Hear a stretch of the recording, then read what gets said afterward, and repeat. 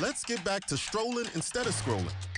Before we can safely come together, we need the facts on COVID-19 vaccines. Visit getvaccineanswers.org so you can make an informed decision for yourself and for your family. For 200 years, Montgomery, Alabama has been making history by people who had the courage to stand up for change. Today, this riverfront city has been reborn.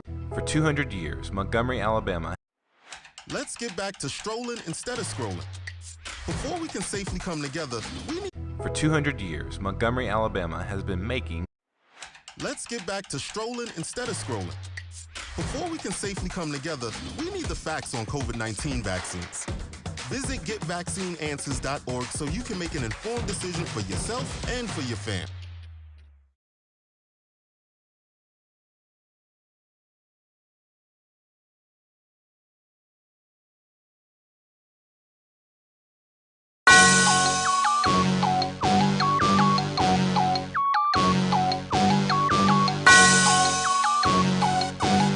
Yeah.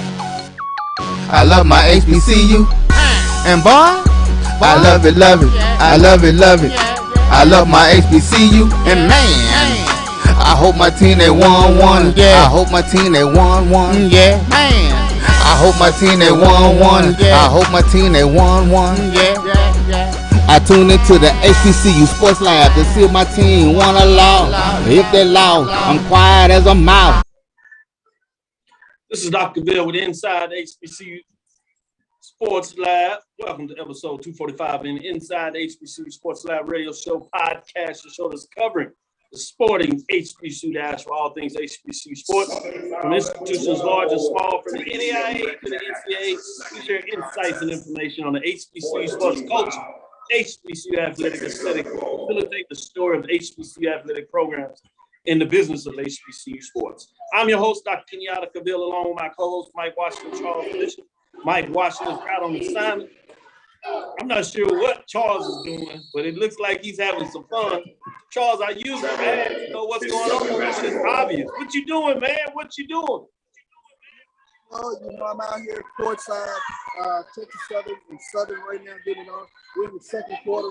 Texas Southern's up 27-16. We got off to a hot start here in the second quarter. A couple of things to take notice of. Adriana Avery, one of Texas Southern's leading scorers. She's one of the top scorers in the SWAC. She already has 8 points. And another top scorer in the SWAC. Texas Southern. Their offense is really cooking thus far. Yeah, man, it's fascinating to see these games. We should have some guests come in and give us some insights. But you see Charles coming in, give us some insights back there, let you know so you can get a piece of the action. You see behind them, it's going down, and yes, they're live. We're here. So I can't say we're filming from our home studios and sending a signal live. While we are sending a signal live to KSWA Short 30 AM studios with the Texas Radio Hall of Famer Ralph Cooper in the beautiful home of Bartow Arena? Is that Birmingham, Alabama? Is that what I'm supposed to say? Yeah, Bartow Arena, exactly. Hey, it is what it is. So we're live. We're live. This is a live remote, so we can give it to. So today's episode of Inside HBCU Sports Lab is sponsored by THE Agency, LLC. THE Agency is a company that provides sporting and educational consulting and data analytics. We have a lot in store for you today. Professor Drew, I can ask you, how are you doing today? Jealous because y'all are in Birmingham, the Bartow Arena, and I'm just here in South Georgia, just sitting up here. Had my ESPN Plus on, but obviously y'all catching the atmosphere live. I'm just catching the atmosphere via osmosis. Man, I'm actually in the media room, so if we have to shut down and get ready for them to do interviews, we'll have to make it do with it too. But we'll see how long this lasts. But shout out to all the lab listeners out there. We're doing something different for you. We told you we're going to keep bringing you excitement, and you'll see a little more of this during football season as well. You've seen us do the live remotes to give you the football media day, to see you the Celebration Bowl. Now we're in here giving you the SWAC basketball tournament, and we're going to travel around, give you some other HBCU conferences out there and give you that love. But let me give a shout out to those that all make this possible in terms of supporting it. Sherman Miller is on here. Michael Ford, Herman Shelton, brother Sherman. Let me give you a little alpha for that. Lecture time for Michael Ford. Ricky Burton's on here. Michael Ford says, been here in class waiting for the professor. Yes. Benjamin Richardson, we're here now. Kay Johnson say, yay, time for class 245. We got Anthony Weston in here. What's up, everyone? Yeah, we're going to check out your Alabama A&M Bulldogs and FAMU later tonight. That's the men's game that tips off after this one. We'll give you some updates and things of that nature. That's much later, but we'll be in here so we can give you updates as we come back next week. This is the G. Hashtag this is the G. The G got it done on the men's side against Southern. Man, that was an exciting game going back and forth. Then you talk about the game last night, Alcorn and Prairie View. Oh, my goodness. One for the ages. Mary Allen says hello. Who else we got in here? Thomas White Jr. is checking us out. What's up, Tom? Jalen Riley, Christopher Darrell. I know that. Is that Ely in here? Talking about the lab. Sierra Gordon. Who else we got shut out? Brian Lowe. Jackson in here. Martin in here. Let's see what else. We got Willie Alex Hines says, good evening, Dr. Will. Professor Bishop, Professor A.D. Drew. I'm virtually covering the MEAC tournament. All right, give us some updates on what's going on there. We're going to give some updates as well, but tell us what the atmosphere is down there. Go ahead and type in here and let us know. Arby Parker, Edwin DeWhite, John Jenkins. Let's go get it into the show and see what we got as we continue to move forward. Let's take our first break, and we'll come right back after this break. We're going to keep rolling. You want to roll a little bit? But let's get into some news as we move into that. Charles, what type of news do you want to get off your chest in terms of what has been behind the scene? What is all the talk in terms of what you've heard over the start of things yesterday and today? You're on mute, Charles. I think we talked about it during this course of the basketball season, talking about the parity that we've seen both the men's and women's side. And Texas took foul charge number 4. Pretty much everything we watched, it has been nip tuck. It has come down to the wire. Heartbreaker last night for Prairie View and Alcorn. We saw Prairie View with a late lead, and Alcorn fight back to take that game. I tell you what, each game that we've watched, it has been nip and tuck. Even Jackson State's winning going up against their opponent. It was a tight game down the finish. But I tell you what, it's been fun. This one right here, I promise, it's a 4-5 season. It's going to tighten up, y'all. Currently, under a minute now before halftime. That's been the time of the show in terms of how things just tighten up and converge. But we said that going into the tournament. You even said that a matchup that gave you some pause was UAPB and Jackson State, and it lived up to it. I told you don't worry about it, though. As I was sitting next to you, I saw you tighten up a little bit.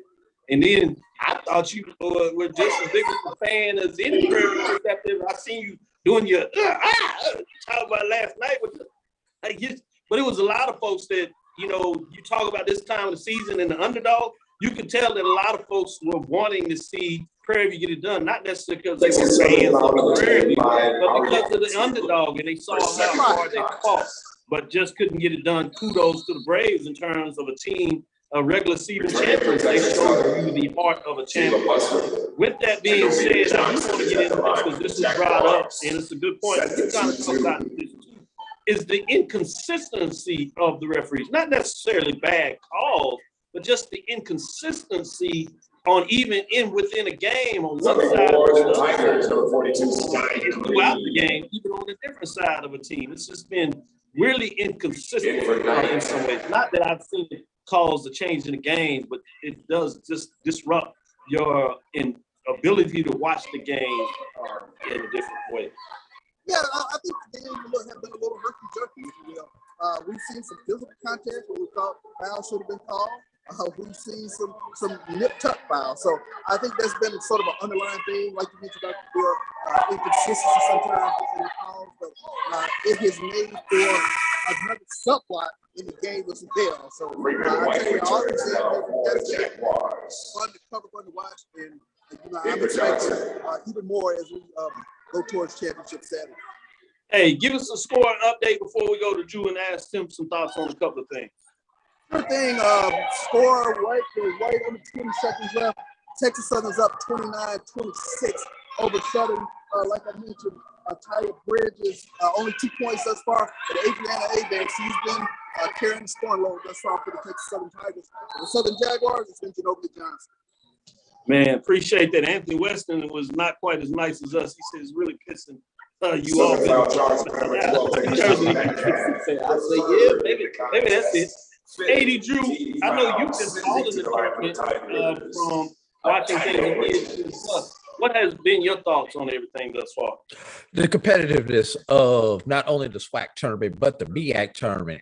And what I mean by competitiveness, not the fact that everything's pretty much gone chalk, like you thought, but there's been no blowouts at this point in time in the tournament. Even your 1-8 games were competitive both on the men and the women's side of both of these tournaments. Obviously, we know Jackson State women had the scare with UAPB hanging around to the last minute last night, and then Prairie View singing an Alcorn into overtime. But in the MEAC, you've had pretty much the same thing, just the competitive nature of tournament basketball. You saw a Delaware State team that has been 0 for the year gave Norfolk a good run last night. And then, oh, by the way, we did have the upset today with Howard losing earlier today. So just the competitiveness of these teams, a lot of them beating for the third time. They say it's hard to beat a team 3 times, and this shows why. Yeah, great points. As you see them going into the locker room, good action by Charles as Texas Southern is going in the locker room halftime. Let's go to Charles, at least get us a halftime score. I know a lot of y'all are watching the game and watching us, but just for those that are not, you're moving around, you want to get into action. Charles, give us a halftime score and update.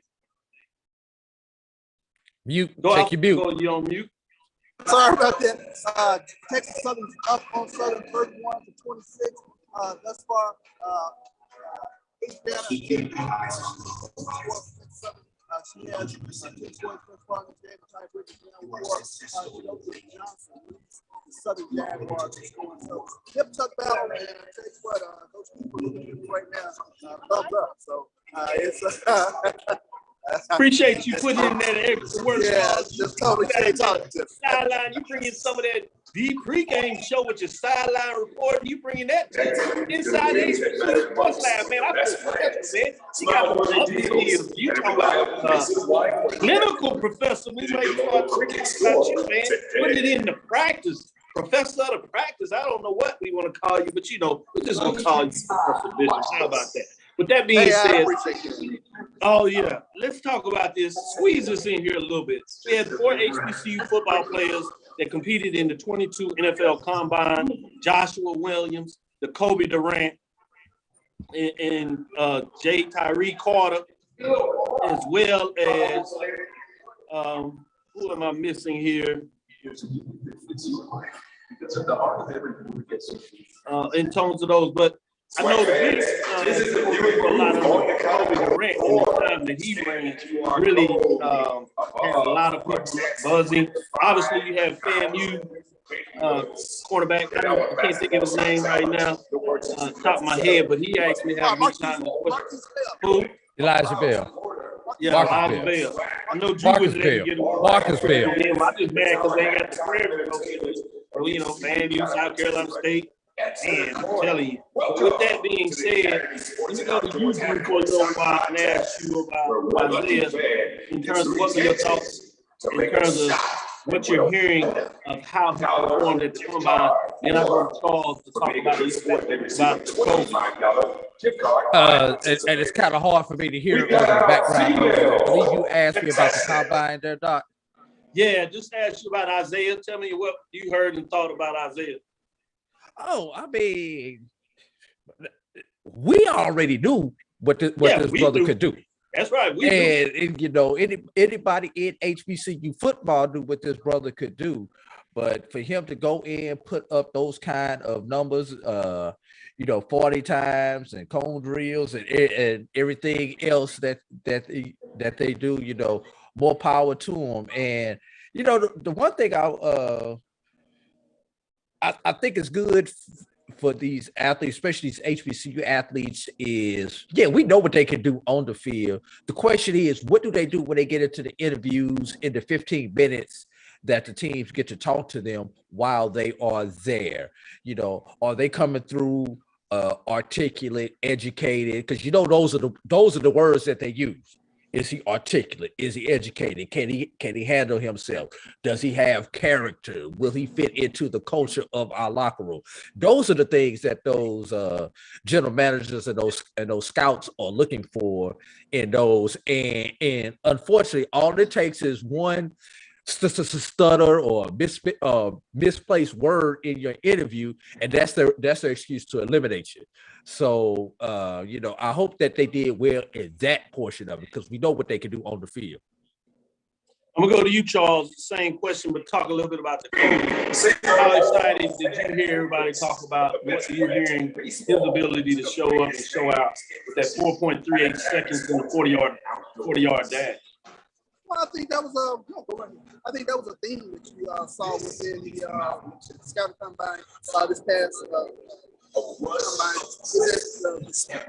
40 time was really off the chart.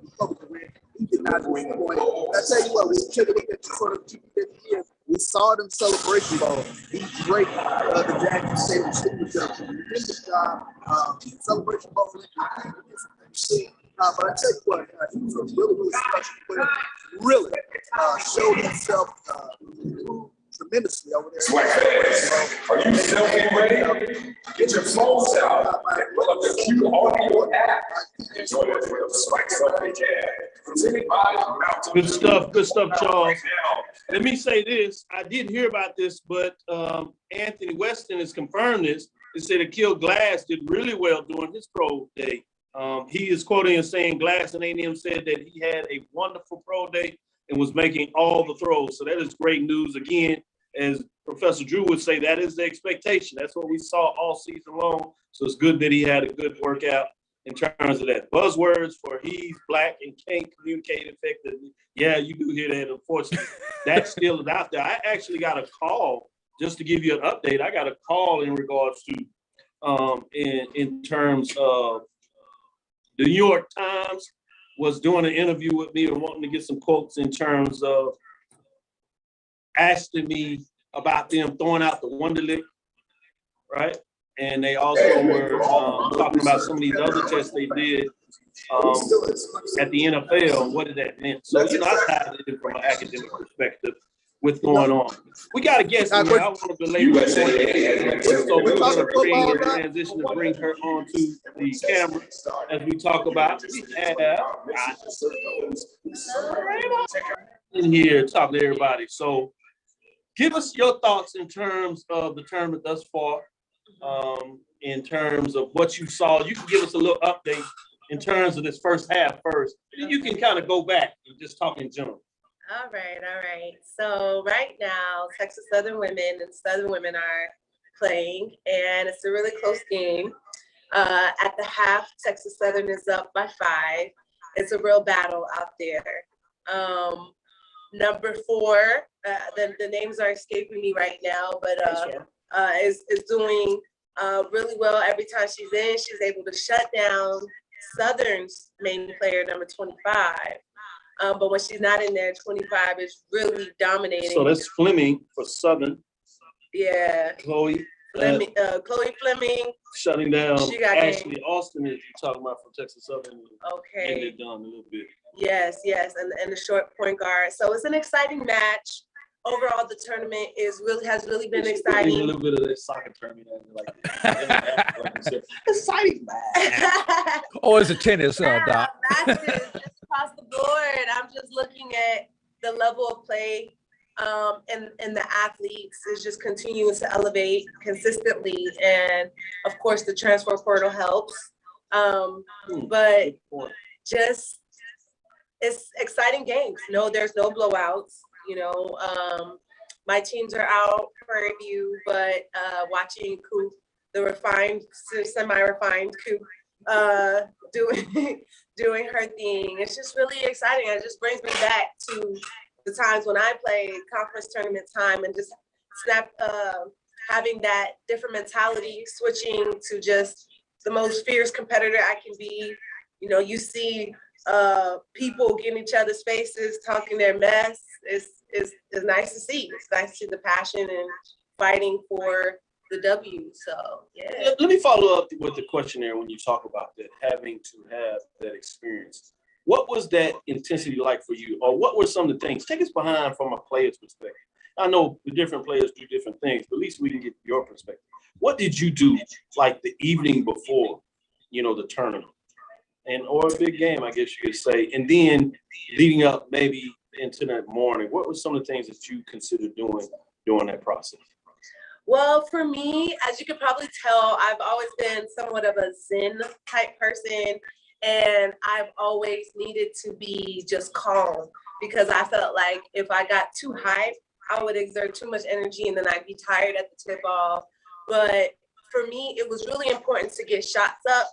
I would be in the gym about 2.5 hours before anyone got in there if I could, and get my regimen up. And that's pretty much this system of shooting at the 5 points, 5 points out. So pretty much shooting on every angle of the floor. Nice. So by the time game time came, I was just ready to get the ball and release.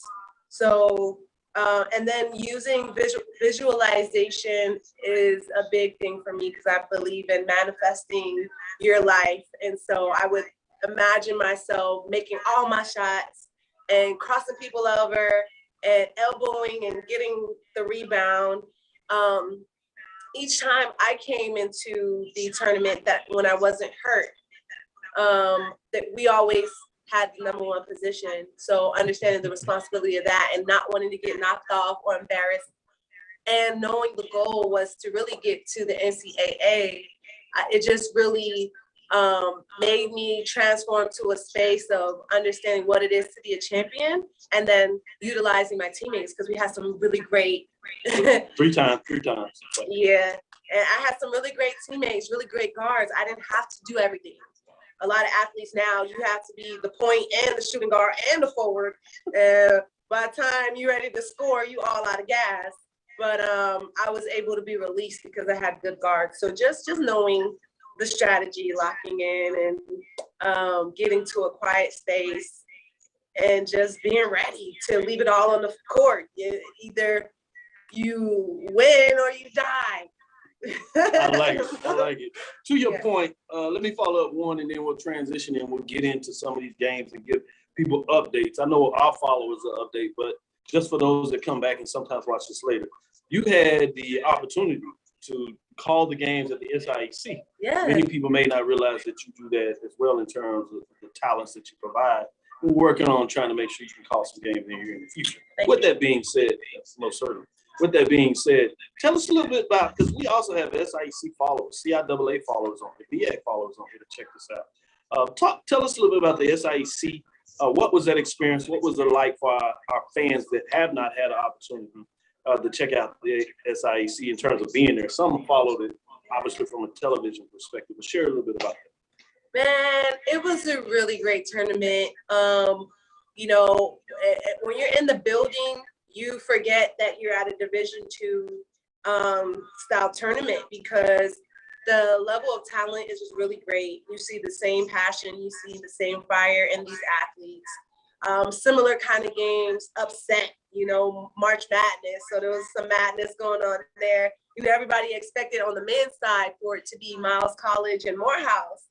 And they both were upset by Benedict and Savannah State. So just seeing that and being there in that environment, some bands were there, people's cheerleaders were there.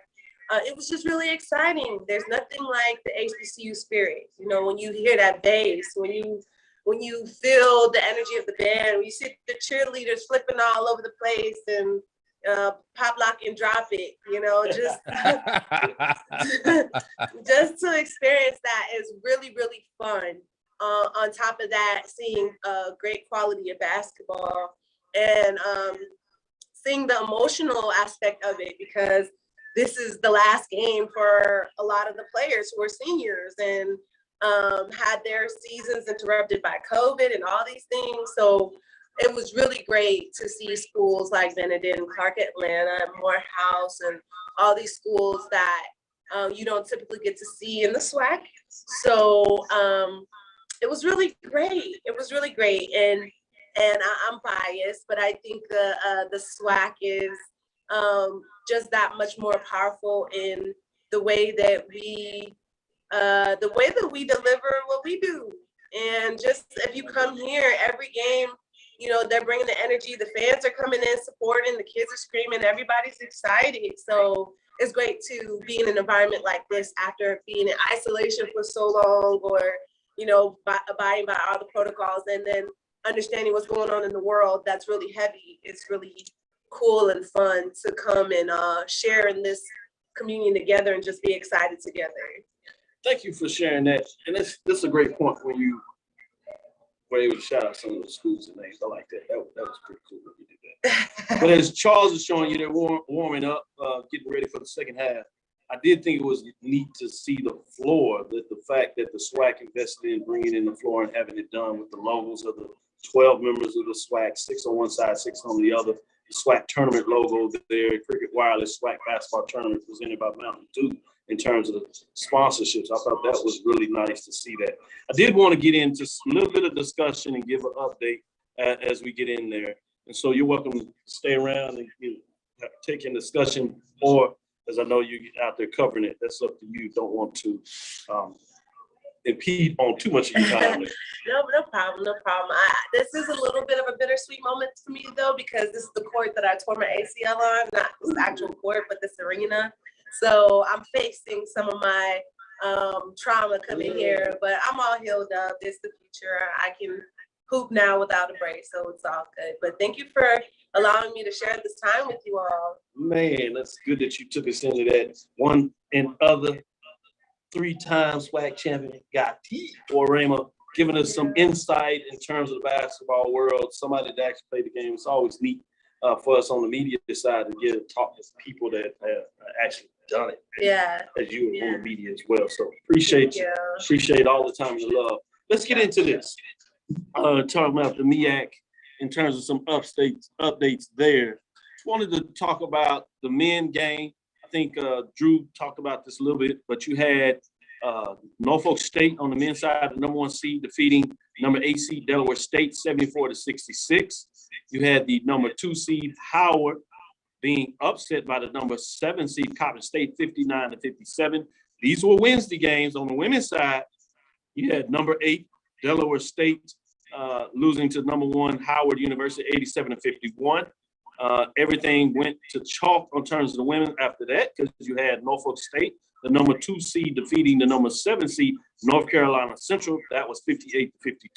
So those were your MEAC updates on SWAC in terms of what took place Wednesday. A lot of folks have seen a little bit of this, but we'll tell you about it anyway. You had the number 1 seed Alcorn State defeat Prairie View, the number 8 seed 64-63 in overtime. It was a awesome game there. You had number 2 Texas Southern defeat number 7 Jackson State 54-50. We were literally on the plane watching the first part of that game, Charles and I, and Jackson State was leading when we had to turn it off at 8 minutes, 2 points, and we kind of looked at each other and were like, we got the message as we landed, and it was that Texas Southern found a way to come back and get it done. Anyway, it was exciting to kind of live through that even on the plane. I was going to do the internet thing on the plane, and the internet was not working on the plane. Can you believe that? Ready to pay for it. Number 1 seed on the women's side, Jackson State, got a bit of a scare, even though at the end they really pulled off. But it was a very entertaining game. Number 1 defeating number 8, that's Jackson State over UAPB on the women's side, 78-67. Number 2, Alabama A&M gets upset by number 7, Grambling State, 62-54. So a couple of upsets here and there, close games through all these, taking you to Thursday, and then I'll get you all to give you updates on any of these games you choose. On Thursday, you have the women, because in the MEAC, they actually play the women's games as a set in terms of session. They play those in the morning and they play the men in the afternoon. In the SWAC, it's a little different. many people may be familiar with this. They play a women's game in the morning and then a men's game as a session, and then they do the same thing in the afternoon. So women on Thursday, in terms of the MEAC, you had slight upset, 5-4. Maryland Eastern Shore over Coppin State, 73-65. You did have the number 3 seed getting it done, Morgan State defeating number 6 seed South Carolina State, 66-53. Then in terms of Thursday action, we can give you the latest updates that are going on here. We have women. We had number 4, Alabama State, 60, defeating Prairie View A&M, 58. The number 5 seed staying the chalk. You had obviously Texas Southern. You got the halftime score there, getting ready for the second half. But in terms of what's going on there, little thoughts in terms of the action there. Let me know your thoughts and give you an update, and we'll give you some MEAC updates in terms of what's taking place Thursday on the MEAC side. Let me go to you, Charles. What are your thoughts in terms of any of those games that you want to kind of dive into? Well, obviously, I think the Coppin State game upset there over how that was huge. But I think Texas Southern up 33-26 here, just coming out of half. Dr. Bill, we were talking a little bit about football earlier. I wanted to show you one of the GOATs, one of the greatest of all time. He's taking in the game here. Willie Tiger, former Mississippi Valley State quarterback. Coach Tiger and SWAC Hall of Famer Rob J there. But just wanted to make sure I brought those guys in. If you know anything about SWAC football history, Jerry Rice had to catch the ball from somebody, and it was the great Willie Tiger. So just wanted to make sure I brought that out real quick. So, but I like this. See, that's what you can do that when you're doing live action. So you can really touch on people, let them know how it is. Good job, Charles. No doubt. But yeah, I think that was the one that jumped out of there. Obviously, Alabama A&M, the number 2 seed, falling yesterday. Grambling played a tremendous game, a scrappy game, and they knocked off a team that I thought could, present some issues to the number 1 seed, Jackson State. So Jackson State doesn't have to worry about Alabama A&M. Let me go to you, Professor Drew. Before you do that, let me give you an update in terms of the evening session. You have Morgan State 66, South Carolina State 56. That's with 8:38 left in the second half.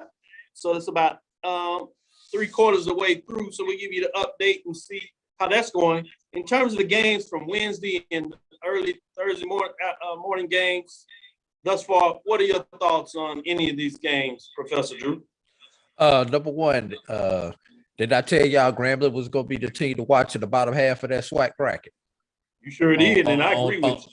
On the what day was that? We did so many shows this week, Doc. But whichever day that was, I told Tuesday. Okay, Grambling was going to be the team to watch on the bottom half. It could be the one that could sneak out of there and present problems to either Texas Southern or Alcorn if those two teams come out on top. But that also brings me up to my next point. What kind of legs will these two teams have in this semifinal game on tomorrow after being tested in the first round? That's going to be a real interesting thing. Thank God, maybe the SWAC knew what they were doing by having the 1s and the 2s play and get the day off, so that they have a chance to recuperate and get their legs back up under them, because both those teams were pushed to the wire on yesterday. Also, I agree with Charles. I thought Alabama A&M, especially as hot as they were coming down the stretch, was going to be one of those teams that was going to be there to challenge Jackson State. So with Alabama A&M gone, I really think if anybody is left that can challenge Jackson State on the women's side, it's probably Alabama State. That's probably the only team that I could see left that could possibly challenge Jackson State on the women's side. I don't know what you think about that, Charles. They've already knocked off UAPB. Alabama A&M is gone. I think Alabama State definitely will be a challenge. I don't know if you can see over my shoulder, Alabama. They've come in now. The nightcap tonight. To my far right is Jackson State women. They've been taking in this game all game throughout. Women are also located over there in the corner. So I tell you what, a lot of teams have interest in this 4-5 matchup. So definitely want to bring that out. Yeah, I like that. And Texas Southern had their close game with Jackson State. You know, is that something they can duplicate is a question. Speaking of Texas Southern, as they're playing now, the Texas Southern men had a big interest in that 4-5 Southern Grambling game that Drew talked about. Keep your eyes on Grambling. So it's interesting in that matchup. Obviously, things don't go to play, but was it one of those things where you would think Texas Southern was pulling for Grambling and you'd be like, watch out what you asked for? Because they've defeated Grambling twice, but they lost to Southern twice. So it'll be interesting when you kind of have these little mixed matches that you're thinking about as things are going on. So that's fascinating to me. And so, Charles, before we get into these games that are set for tomorrow, maybe on particular Friday games, and then we'll make sure that people know where they can catch the championship game and the rest of the tournament. With the Tigers back here messing with Charles, I like it. I like it. Hero, big Tigers. Look at it. It's been good in terms of institutions bringing their cheerleaders. Alabama State even brought their band. Obviously, a short drive. But you've seen Texas Southern bring their cheerleaders and mascots there. You've seen Prairie View bring their cheerleaders on that long distance. They came in yesterday to support the men's and women's team. So it's good for those that have come in early. Not only so much to cheer on the folks, but it's great because they're giving these students a different experience about traveling, getting to go to a different city for a lot of them. First time, some of them staying in hotels into these things. So it's good. And would love to see the fact that even some of the student pep bands, I know they used to travel, to see if we can see that come back. Talking about that is also a shout out to the city of Birmingham and those HBCU alumni that have brought their junior high and high school students out to some of these early games. I thought that was fascinating to see and a good look in terms of what's taking place there. Charles, give us an update real quick, and then we'll get into some of these matchups that are coming up based on what is taking place. Yeah, this game is tightened up just like it was. Texas Southern down 31 on top of Texas Southern, right at the 6-minute mark in the third quarter. Interesting. It's one of those games that'll be like that. Obviously, go ahead. I was going to ask y'all a question before we get into the next portion. You know, this is the first time in a long while that the SWAC has played all the tournament games at one site. You know, for the last number of years, the opening rounds have been at the institutions, at the higher seated institution. So, you know, obviously it looks like early on this was a good move, but you know, what for me not being there, can you kind of describe how that has been different than the tournaments that you guys have been at in the past and the atmosphere and all that stuff with these opening round matches all up on the one roof this year? I will say this, for me, it's pretty much what I've seen, and really this is at any level, that your early match of games Wednesday and Thursday are partially attended, especially the morning session, because you're talking about a culture and a community that has to work and do not necessarily like to take off other than when they're sick or they planning to take family vacations. So they kind of save those times. Traditionally don't necessarily have those jobs where you can move around and take off and much more of that. So that's something in terms of fascinating to watch out what's going on there. So those are some things that I've seen across the board, but specifically here. It will be more fascinating to see tonight with Alabama A&M. Thursday night, you have a team that should have a lot of fans in the Birmingham area. You might even get some people that come down from Huntsville. And then Friday is when it really starts to light up, certainly if there's a team from that region. So that's what I'm taking a eyeball to see what takes place tonight and certainly tomorrow. Saturday always does what it does. If anybody is less than 5 hours away, if their team's in the champion, you can bet that they're going to get up in the morning and travel to see their team. So that's really a given in terms of what that looks like. But great question in terms of what's going on there. As we, get to the last part of the show, the fourth quarter, as we like to say, kind of wrap things up. I did want to talk about the rest of the matchups. We told you about the Morgan State, South Carolina State score that's going on. Tonight, you have the 3-6 matchup between North Carolina Central on the men's side and Maryland Eastern Shore.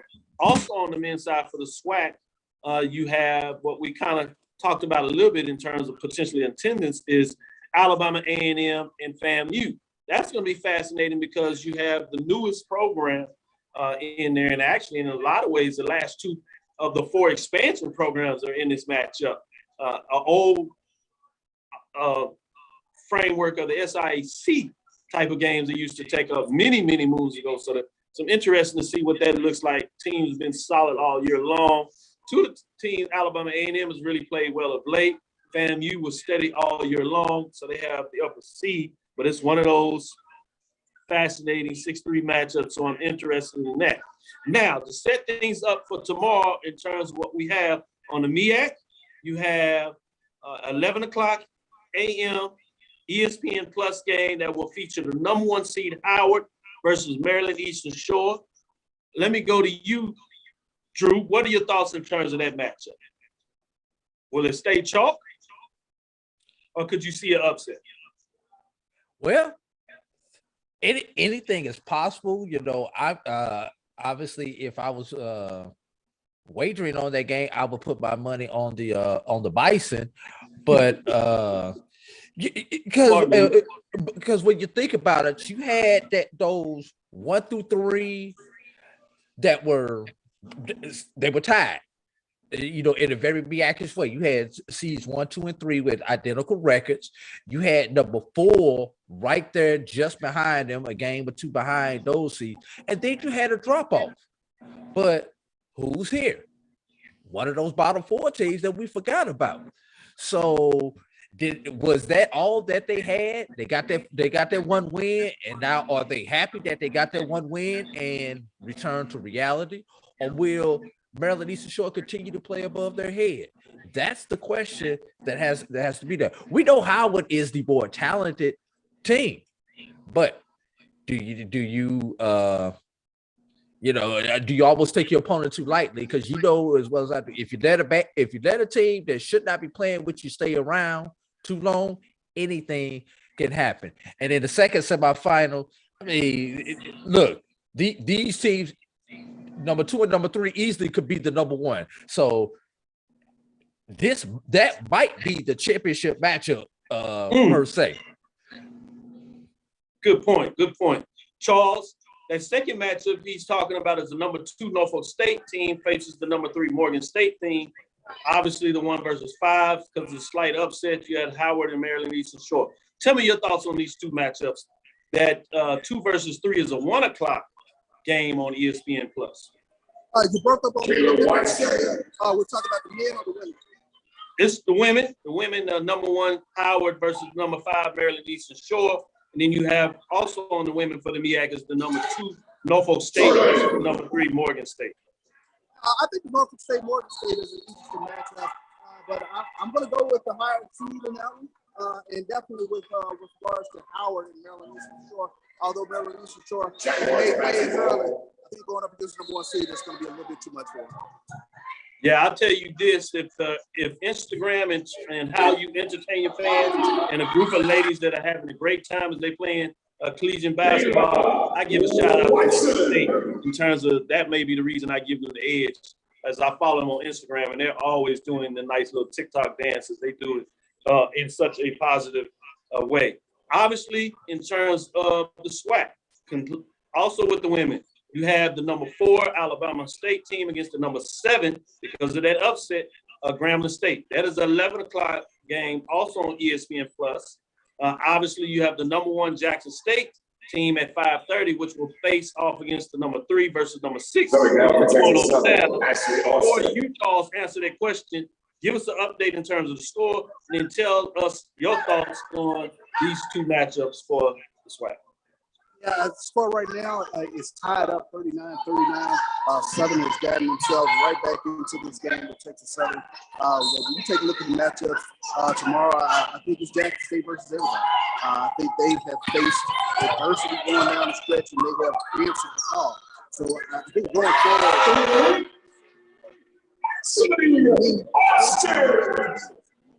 A whole lot more confident with Jackson State moving forward through the brackets. I think they're going to be able to take down Alabama State and Ayana Manuel, who are tremendous scorers now. I just think Jackson State, this is their year. They are just too strong. They check all. Good stuff. Good stuff. Who hit the big basket? Who just scored? Something that she heard it. Texas Southern just knocked down a three, so the score now is 42-39, 2:56 left. Ooh, boy, it's going to be a good one. Going to have to get off this show so we can keep our eyes on that. With that being said, let me go to you, Drew. I just told you, SWAC, 4 versus 7, Alabama State, Grambling State. Number 1, Jackson State is waiting on the number 3 versus number 6. It looks like it may go down to the wire. Look at the type of action, women hustling, getting on the court to get it done. What are your thoughts on those two matchups? The matchup favors the team that played on Wednesday. The team that played on Wednesday. I like that you brought that up because and if you can get the upset, you get to stay off your feet for an extra day, kind of scout the teams you're going to play and see what they're doing, get any injuries, weaknesses in terms of live scouting that you get to see set you up for Friday. Great point. Continue with it. Yeah, that's what I was gonna get with. And when you go back and look at it, Grambling women played Wednesday. They'll be playing Alabama State, who played today, who was tested today, 2-point basketball game.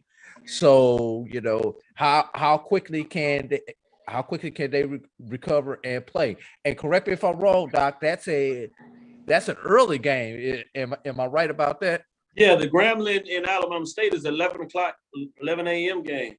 So just over the Jackson State game goes to 5:30. Yep. Right. So maybe not quite 24 hours of recovery time. So, you know, it was you not being on campus, being able to get those treatment, get in the cold tub, and get some of those other things that you would normally do on campus to help your body recover fast, and especially when you're not used to playing back-to-back, because the SWAC schedule really does not call for back-to-backs in their schedule. How quickly can those teams who played today recover?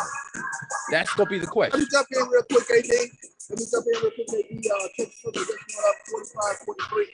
Southern went up by 1 for the first time tonight, but Houston won by Texas Southern. Central Cooper is deep into a bit.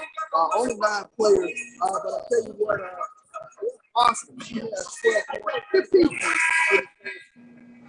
All right, let's go into our last outpoint. Oh, good stuff. Let's go into our last discussion in terms of the men's side of these semifinals. We have the number 1 Norfolk State against number 4, number 5. That's going on now, as I told you, in terms of what's taking place, and it looks like it's going to be Morgan State. Then you have number 7 with the upset over Howard. Coppin State is waiting on the number 6 and number 3 team, which is a 7:30 game, which will be fascinating when you talk about what's going to go on there in terms of that matchup. And that's going to be North Carolina Central versus Maryland Eastern Shore. Versus the SWAC, you have Grambling State. Well, let's go ahead and look at the MEAC. Let me stick with you, Drew, in terms of those matchups on the MEAC side, semifinals. What are your thoughts in terms of these potential matchups as they seem to be shaking out? The Morgan State, South Carolina State game is tightened up. It's 74-71, Morgan State over South Carolina State. That has 2 minutes left in the game, so it looks like it's going to go to the wire. And then, again, as I told you, have Maryland Eastern Shore and North Carolina Central versus Coppin State. Anything gives you pause in terms of what's may be up in store for these semifinals on the men's side for the MEAC? Well, I expect Norfolk to go ahead and come on out of their semifinal, and now you have Central versus Maryland Eastern Shore. Maryland Eastern Shore. You expect Central to win that game, and just because you expect Central to win that game, Maryland Eastern Shore will be in the finals against Norfolk. I love it. It is one of those years. Let me go to you, Charles. As you talk about the MEAC semifinals, let me also give you a key into the semifinals for the SWAC. At least one of them is locked up. That is that 2 versus 5, Texas Southern versus Grambling. Texas Southern has handled Grambling this year. Grambling is playing really well of late, or at least they played well against Southern. They're going to be feeling good about themselves. They're going to want this opportunity to see if they can get over to a championship game. And obviously, you have the number 1 seed, Braves, and waiting for the nightcap of 3 versus 6, which is FAMU and Alabama A&M. What are your thoughts in terms of these potential semifinal matchups heading in tomorrow, what you're hearing? Before I do that, you still have Morgan State 74-71 with 147 left in that matchup. Definitely, I want to catch this nightcap without running before they in there. But I think going forward, this is Texas Southern's tournament to lose. They can throw so much height at you and can beat you up on the board. It's sort of the same thing going forward. They really can second chance points together with those extra seconds. So when I take a look at the height of Texas Southern, their bigs, their front court, I think it's going to be troublesome for the rest of the teams here in the tournament. Good stuff, good stuff. Let me remind everybody that follows us in terms of the MEAC. Saturday, all this will be decided, and you will have your women's championship on ESPN Plus at 3:30. The men's championship will be on ESPN2 at 1 o'clock. And for the SWAC, at 1:30, that's ESPN Plus, and you have the men's championship at 5 o'clock, which will be on ESPNU. We'll be here live to cover it all. We might sneak and give you a little tidbit. We might do something short and sweet on Saturday. We'll see how that goes. Stick with us and just keep your attention early. We'll see if we can put a little update to see if that can get done. Just kind of do a prelude to a championship of what to watch out and our thoughts when everything settles and all the dust settles between these second half of the quarterfinals today, moving into the semifinals tomorrow. We'll give you that. Before we close out, Charles, give us the final update that you have.